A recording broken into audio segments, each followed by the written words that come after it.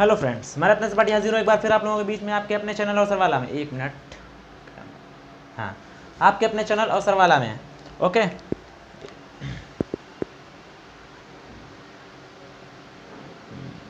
ठीक। और मैं बात कर रहा था अलंकार में, तो अलंकार में हम लोगों ने देखा था, थोड़ा बड़ा बड़ा लिख दूं, ठीक है। तो अलंकार में हम लोग देख रहे थे अनुप्रास अलंकार, और अभी पिछली क्लास में मैंने यमक और आपके लाटानुप्रास और वक्रोक्ति अलंकार में आपको डिफरेंट बताया था, क्योंकि ऐसा होता है कि यमक और लाटानुप्रास में कई बार अंतर करने में हम लोग चूक जाते हैं। इसी तरीके से कई बार क्या होता है, हम लोग वक्रोक्ति और लाटानुप्रास में अंतर करने में चूक जाते हैं। तो आज हम अब आपको पढ़ाएंगे लाटानुप्रास। क्या? लाटानुप्रास, अनुप्रास अलंकार का जो तीसरा प्रकार है उसके बारे में हम लोग बात करेंगे, ठीक है। तो सबसे पहला तो एक मोस्ट इम्पॉर्टेंट पॉइंट ये है, क्योंकि ये क्वेश्चन आपके पूछा जाता है, इसलिए सबसे पहला इम्पॉर्टेंट पॉइंट लिख लीजिए, यह है यमक का ठीक उल्टा, ठीक है, ठीक उल्टा अलंकार है। अब देखो ये बात क्यों कही, एक एग्जाम में पूछा गया था यमक का ठीक उल्टा अलंकार कौन सा है। तो ये मैं इसीलिए आप लोगों को बता रहा हूँ कि जो क्वेश्चन आता है वो आप लोगों के लिए ज़रूरी होता है।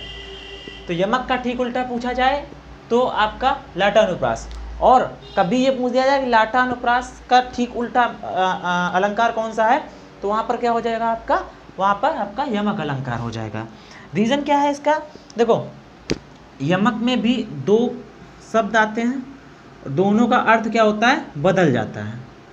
इसमें आता है बदलता नहीं है, तो बदलने का विपरीत उल्टा क्या होता है, ना बदलना। ना बदलने का विपरीत क्या होता है, बदलना। तो इसीलिए इसको इसी हिसाब से बोल दिया गया है, यह यमक का ठीक उल्टा अलंकार है। या यमक अलंकार का उल्टा कौन सा है, लाटानुप्रास, या लाटानुप्रास का उल्टा कौन सा है, तो यमक अलंकार होता है, ठीक है। तो पहली लाइन तो ये हो गई। अब इसकी जो परिभाषा है, ठीक है, इसकी परिभाषा क्या कहती है वो ध्यान से देखो। तो इसके बारे में एक पॉइंट अगर हम लिखें तो ये जो है एक लाट प्रदेश है गुजरात में, एरिया है लाट, ठीक है, कहाँ, गुजरात में। तो लाट निवासी जो थे या लाट प्रदेश के जो लोग थे वो इस अलंकार का प्रयोग बहुत करते थे, लाटानुप्रास का, इसीलिए इसका नाम लाटानुप्रास अलंकार पड़ गया, ठीक है। अब देखो इसके अगर हम इसकी परिभाषा की बात करें तो लिख लो इसमें, जहां शब्द तथा वाक्य की आवृत्ति उसी अर्थ में, परंतु लिखो, अच्छा पहले लिखो, जहां शब्द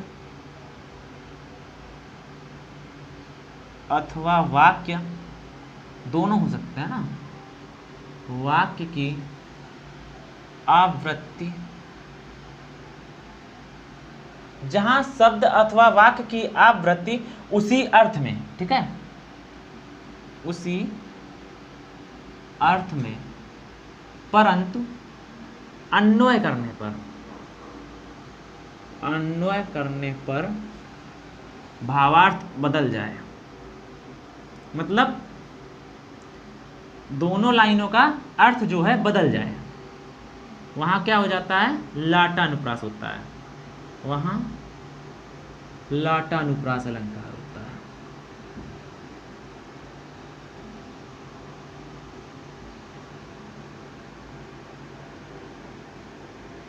ठीक है। अब देखो इसके जो एग्जाम्पल मैं दूंगा बहुत ध्यान से समझना, ठीक है। जैसे पहला अगर हम बात करें तो लड़का तो लड़का ही है, ठीक। दूसरा वही मनुष्य है, ये मैंने कल भी बताया था,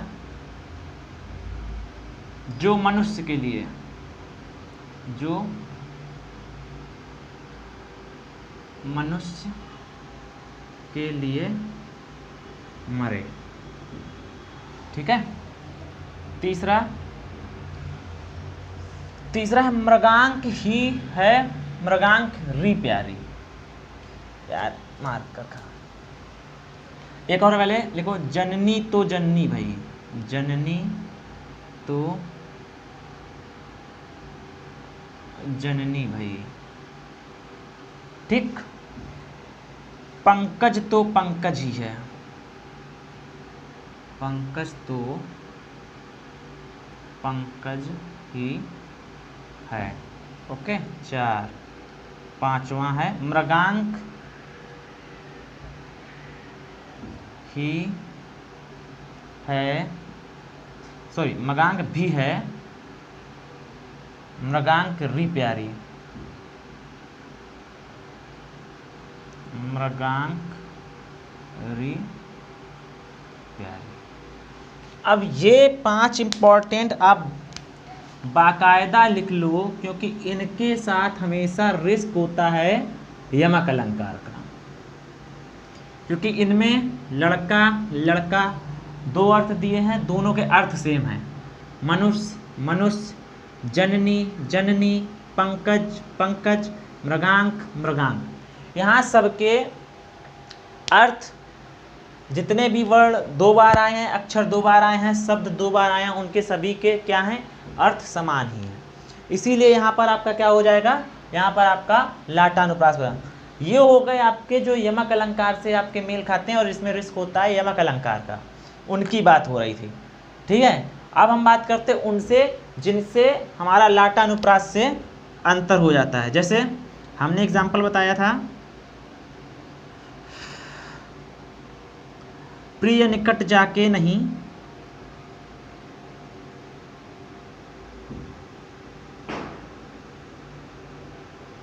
प्रिय निकट जाके नहीं, घाम चांदनी ताह, घाम चांदनी ताहि, ठीक, ताहि। उसके बाद लिखो, यही लाइन फिर से है, प्रिय निकट जाके नहीं, घाम चांदनी ताहि।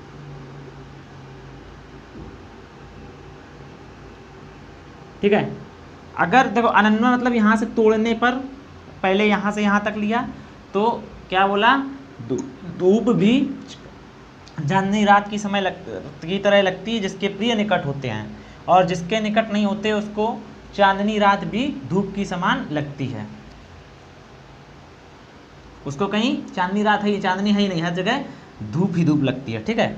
6वें के बाद इसके बाद 7वां एग्जाम्पल इसमें लिख लो। एक है, पूत सपूत तो का धन संचय, क्यों धन संचय।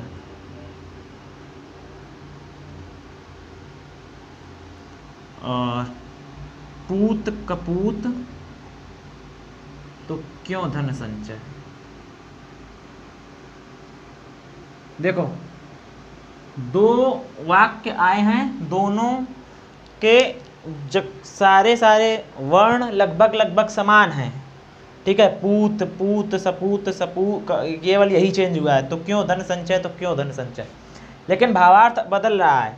आपका लड़का हो, ठीक है, आपसे पैसे मांगने आए, या आपके पिताजी को ये लाइन दिखा दी जाए और उनको तरीका बताया जाए तुम्हें पैसे ना देने के।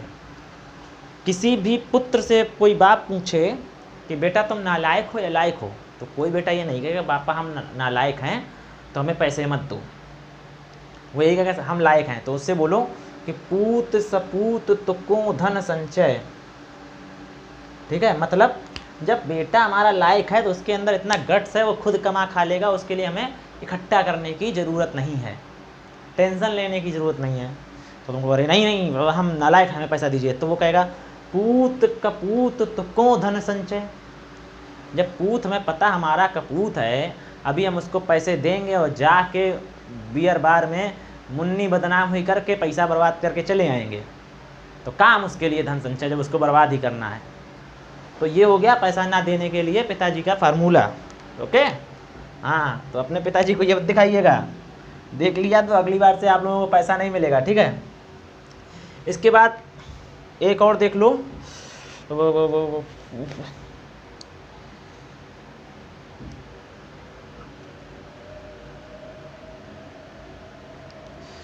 तेग बहादुर,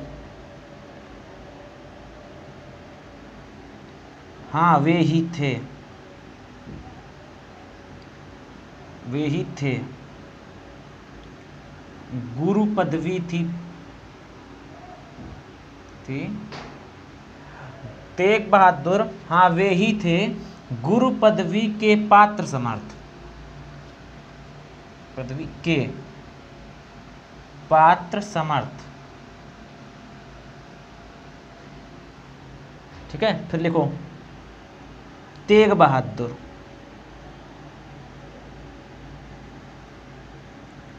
हाँ वे ही थे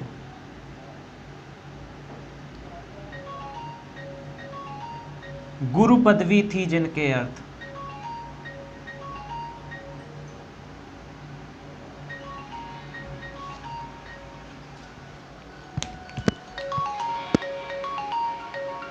एग्जाम्पल दिया, तेग बहादुर हाँ भी ही थे गुरु पदवी के पात्र समर्थ, तेग बहादुर हाँ भी ही थे गुरु पदवी थी जिनके अर्थ।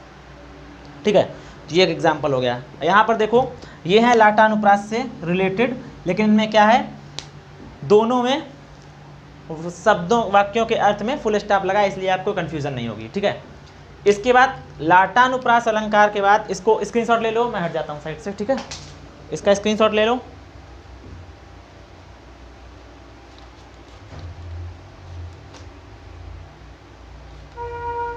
चलिए अब इसके आगे वाला बताता हूँ। इसके आगे है आपका श्रुत्यानुप्रास।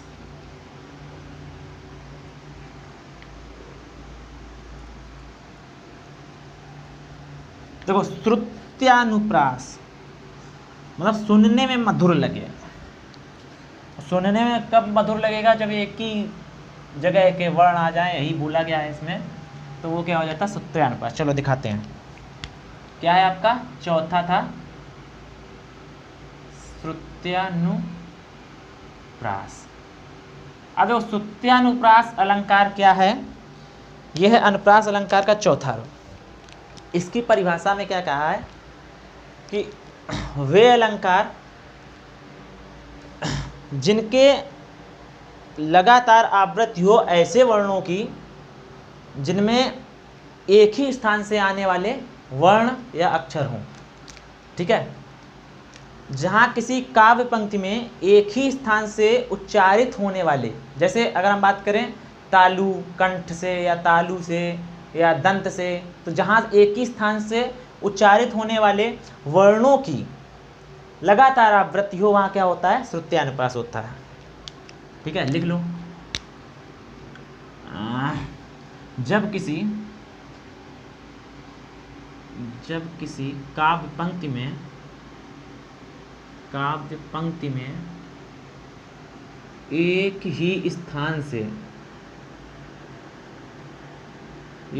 स्थान से उच्चारित होने वाले वर्णों की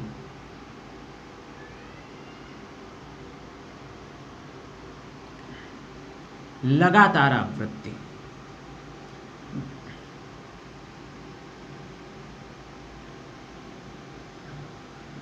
तो वहां क्या हो जाता है, वहां श्रुत्यानुप्रास होता है। अब देखो इसका एग्जाम्पल दिखाते हैं। दिनांत था, थे दीननाथ डूबते, थे दीननाथ डूबते। ठीक है, थे दीननाथ डूबते। सधेनु ग्रह आते गालवाल थे, सधेनु ग्रह आते ग्वालवाल थे। देखो अब इसमें देखो क्या है, ठीक। अगर हम बात करें दा, तो ये कहाँ से, दंत से उच्चारित होता है।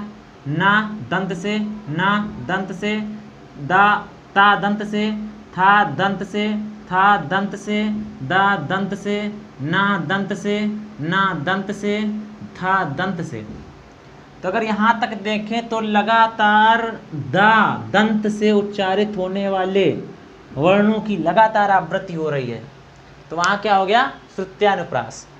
जो सुनने में बहुत अच्छा लगता है, या ऐसे भी अगर बोलना चाहो तो ऐसे ही बोल सकते हो कि किसी एक वर्ग, जैसे वर्ग, जो वर्ग होता है देखना, जैसे का वर्ग है, का, खा, गा, घा, इंगा, चा, छा, ठीक है। तो ये अगर हम बोलना चाहें तो हम वर्ग बोल सकते हैं। किसी एक ही वर्ग के लगातार वर्णों की आवृत्ति हो तो वहाँ क्या हो जाता है। आप देखो यहाँ पे वर्ग देखो, तो ये आपका कौन सा वर्ग है, ता वर्ग। तो ये क्या होता है, सुनने में अच्छा लगता है, जब एक ही लगातार किसी वर्ग के वर्ण आते हैं तो सुनने में अच्छा लगता है, इसीलिए श्रुत्यानुप्रास बोला गया है, ठीक है। तो यहाँ पे देख लिया, दिनांत था दे थे दिननाथ डूबते, तो मतलब एक ही वर्ग के आ जाएं, या एक ही जगह से उच्चारित होने वाले वर्ण आ जाएं, या एक ही वर्ग के वर्ण आ जाए, कुछ भी लिखा हो सकता है, ठीक है, ध्यान देना। इसके बाद हमारा जो अनुप्रास अलंकार का आखिरी है वो है अंत्यानुप्रास। अंत्यानुप्रास अलंकार, ठीक है। तो अगर इसकी बात करें अंत्यानुप्रास, तो अंत्य मतलब होता है अंत में, ठीक है, अंत्या मतलब होता है अंत में। तो जब किसी काव्य पंक्ति के अंत में आने वाले वर्ण या शब्द एक जैसे हों तो वहाँ क्या हो जाता है, अंत्यानुप्रास। जब किसी काव्य पंक्ति के अंत में आने वाले वर्ण या अक्षर या शब्द की में समानता देखने को मिले या एक समान हो, जैसे देखो, लिखो पहले इसकी वो लिखो पहले, जब किसी काव्य पंक्ति के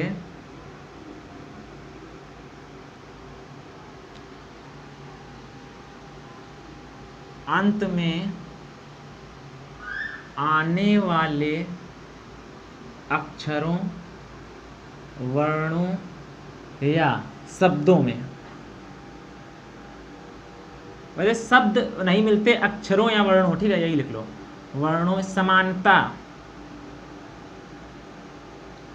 मिले, वहाँ क्या होता है, आपका अंत्यानुप्रास होता है। एग्जाम्पल देखो, जैसे एग्जाम्पल इसका पहला देखो, रघुकुल रीत सदा चली आई। रघुकुल रीत सदा चली आई, प्राण जाए पर वचन न जाए। तो अंत में अगर हम देखें तो अंत में यहाँ पर आपका ई वर्ण आया है और यहाँ पर भी अंत में ई वर्ण आया है। तो जहाँ अंत में समानता देखने को मिले वर्णों में, वहाँ आपका कौन सा हो जाएगा, अंत्यानुप्रास अलंकार। ओके, दूसरा एग्जाम्पल इसका देख लो,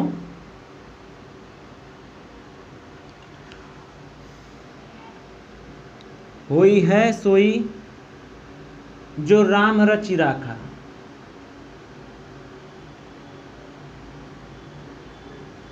को करि तर्क बढ़ावहीं शाखा, बढ़ावहीं शाखा, ठीक है।